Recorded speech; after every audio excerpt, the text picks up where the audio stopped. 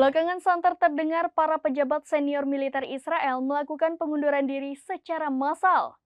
Gelombang pengunduran diri secara massal ini dilatar belakangi kegagalan mencegah serangan Hamas pada 7 Oktober 2023 silam.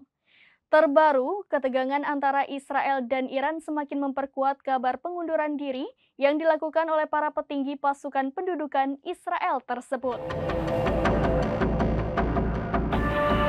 Beredar kabar para pejabat senior militer Israel akan mengumumkan pengunduran diri secara bersamaan. Gelombang pengunduran diri massal pejabat senior pasukan pendudukan Israel atau IOF ini diduga terjadi akibat kegagalan pencegahan serangan Hamas pada 7 Oktober 2023 silam.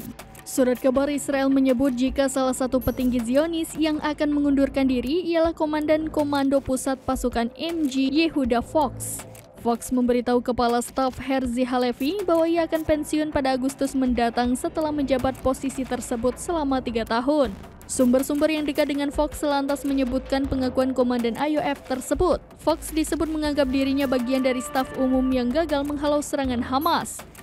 Oleh karenanya, ia memilih mengakhiri jabatannya seperti senior-senior terdahulunya.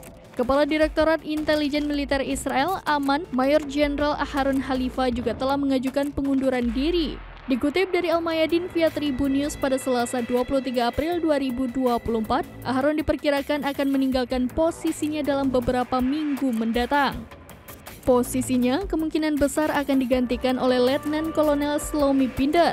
Selanjutnya Halifa juga terkait kegagalan dirinya menghalau serangan mendadak yang diluncurkan Hamas. Kabar mundurnya sejumlah pejabat senior Israel ini terjadi di tengah hubungan Israel dengan Iran yang memanas. Terlebih setelah Iran melakukan serangan balasan dengan meluncurkan 300 drone dan rudal ke wilayah Zionis.